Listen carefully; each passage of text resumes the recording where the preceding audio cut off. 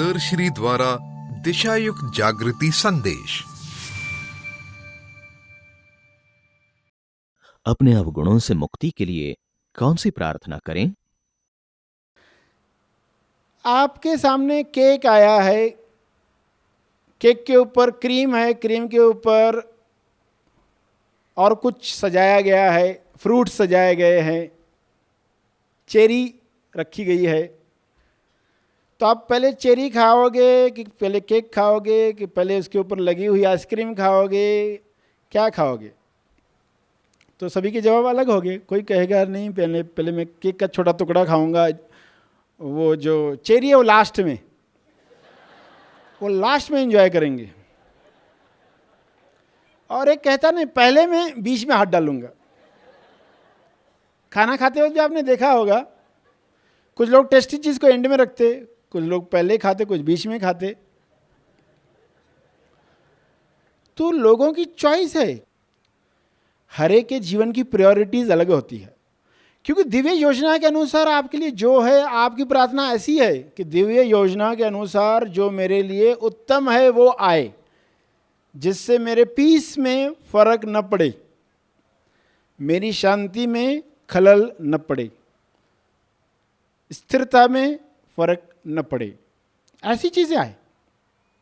If it is according to divine plan it should happen, if it is not I don't want. यानी एक इंसान अलग अलग सोच रखता है। एक सोचता है कि अगर मेरे दिव्य योजना के अनुसार ये है तो मुझे मिल जाए, अगर नहीं है तो उसके बराबरी का कुछ और मिले, उससे बेहतर मिले, उसके बराबरी का कुछ और मिले, उससे बेहतर मिले। एक विचार ये है, ये कन्विक्शन पर है। एक कहता है पहले मैं जो क्रिएट करना चाहता हूं मैं क्रिएट कर लूं, बाद में सब जो भी सुख सुविधाएं हैं वो बाद में, वो आगे। उसकी सोच वैसी है कि ये सुख सुविधाएं पहले आ जाएगी तो मुझसे जो निर्माण होना है वो रुक जाएगा। हर एक की अपनी सोच है।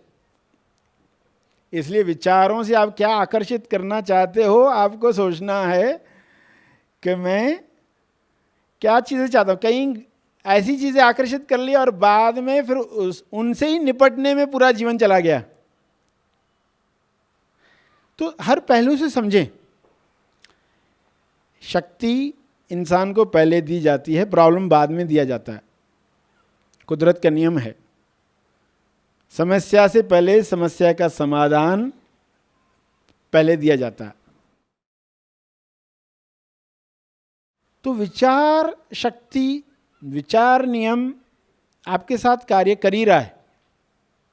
जो भी समस्या सुलझाना चाहते हो, निर्णय लेना चाहते हो, परिस्थिति चाहते हो, कुछ कोई वस्तु कोई चाहते हो, अभिव्यक्ति चाहते हो, ईश्वर के गुणों की अभिव्यक्ति चाहते हो, तो जो शुभ इच्छा है इसको कैसे पूरा किया जाता है, कैसे उसमें डबल टॉस को रोका जाता है, कैसे दो विरोधी विचारों को पकड़ा जाता है टाइमली और उनको कैंसिल किया जाता है और एक ही दिशा में विचार रखे जाते हैं। तो किसी की चाहत होती है कि पहले मैं ये चीज़ें प्राप्त करूं, फिर जीवन जीना शुरू करूं। पहले मुझे ये सब वस्तुएं मिल जाए, पहले अच्छी पेन मिले, अच्छे नोटबुक्स मिले, सब अच्छी अच्छी चीज़ें मिले, फिर मैं लिखना शुरू करूं। और कुछ लेखक कैसे थे जिन्होंने रद्दी कागज़ों पर भी स्टोरी लिखना शुरू कर दी। उन्होंने ये विचार नहीं किए कि पहले मुझे अच्छी नोटबुक मिल जाए, अच्छी पेन, कलर्स की पेन्स मिल जाए, सब तरह के रंगों की पेनें मिल जाए, फिर मैं एक अच्छी स्टोरी लिखूंगा।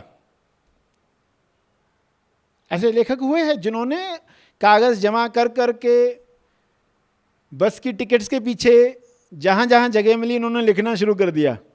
वो सब कागज जमा करते गए। जब भी जेब में देखोगे तो कई कागज निकल आएंगे। तो उन्होंने ये नहीं सोचा, क्योंकि उनका विचार था कोई तो ऐसी कहानी लिखनी है जो विश्व में प्रसिद्ध हो, जो लोगों को रीडर बनाए, पाठक बनाए। लोग पढ़ना कम करते जा रहे हैं समय के साथ, टीवी आने के साथ, कंप्यूटर आने के साथ पुस्तकें पढ़ना कम करते जा रहे। तो उस लेखक का वो विचार कार, समृद्धि, ये सब चीजें सब बोनस में आने वाली चीजें, तो उन्होंने वो विचार कभी रखा भी नहीं, मगर वो चीजें आ गई। तो जरूरी नहीं कि ऐसा ही विचार करेंगे तो ऐसे ही आएगा। आपका ओरिजिनल विचार किस चीज को आकर्षित कर रहा है? समृद्धि को आकर्षित कर रहा है, दिव्य योजना को आकर्षित कर रहा है, ईश्वर के गुणों की अभिव्यक्ति को आकर्षित कर रहा है, प्रेम को आकर्षित कर रहा है, किस चीज को आकर्षित कर रहा है, या नफरत को? उस हिसाब से आपको डिसाइड करना है। तो केक का एग्जांपल बताया, हर एक अलग अलग ढंग से चाहता है। कोई चाहता है सबसे टेस्टी में पहले खाऊं, तो कोई पहले सुख सुविधाएं चाहेगा, बाकी चीजें बाद में। खतरा क्या है? सुख सुविधाओं में अटकने का। इसलिए पहले मन पर काम करना जरूरी है, प्यूरिटी ऑफ माइंड पर, क्योंकि पावर आने के साथ अहंकार बढ़ जाता है, फिर लोग उस अहंकार से दुखी होते हैं और फिर पृथ्वी लक्ष्य खो देते। इसलिए सही चुनाव करें, सही विचार करें, विचार नियम का सही पालन करें, और दूसरे के दिव्य योजना में बाधा न आए इसका ख्याल ज़रूर करें। तो आप देखोगे सब बेस्ट होने वाला है। सबसे बड़ी प्रार्थना है ईश्वर के गुणों की अभिव्यक्ति हमारे शरीर के द्वारा हो पाए, 7वें लेवल के लिए हम पृथ्वी पर ही तैयार हो पाएँ। तो इतने सारे लोग जब सुनते हैं ये सब बातें, तो उनके अंदर विचार जागृत होता है कि हमें चेतना के 7वें लेवल पर जाना है, ये तैयारी हो जाए, ये हमारी शुभ इच्छा, ये विचार नियम लाएगा। और सिंगल टॉस करेंगे, सिंगल प्रार्थना, सिंगल साइड, यानी एक ही दिशा वाली, कभी ऐसा कभी वैसा नहीं, अपने ही विचारों को काटेंगे नहीं। तो विचार की ज़रूरत है, आज विश्व को विचार की ज़रूरत है। एक विचार सभी को, पूरे विश्व को दिशा दे सकता है।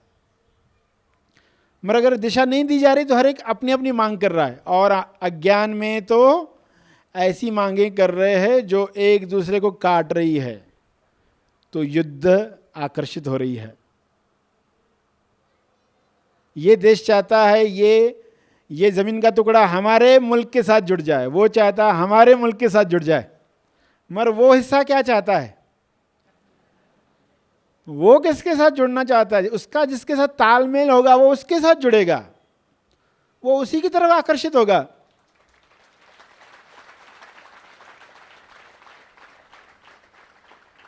इस कौम के लोग रहते, उस कौम के लोग रहते, उससे नहीं चलता ये सब। हार्मनी,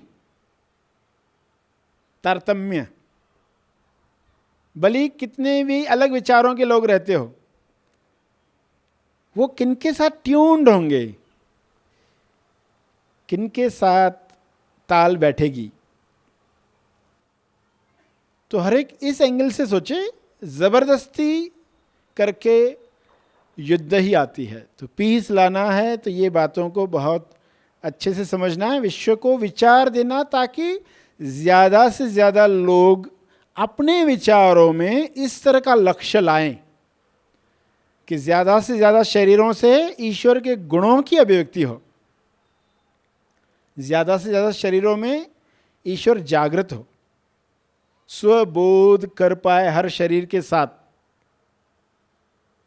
क्योंकि जिस भी शरीर में जागृत होता है वो चाहता और शरीरों में हो, और शरीरों में हो, तो वहां से कम्युनिकेशन वही होगा। तो यही विचार फैलकर पूरे विश्व को दिशा दे सकता है।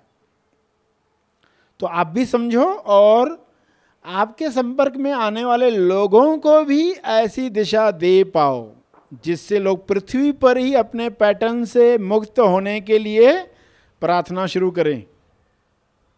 क्योंकि पहले प्रार्थनाओं में लाना होगा, पहले विचार नियम का पालन करना होगा, पहले वो निर्माण, पहले विचारों में निर्माण हो जाए, फिर वो आएगा ही।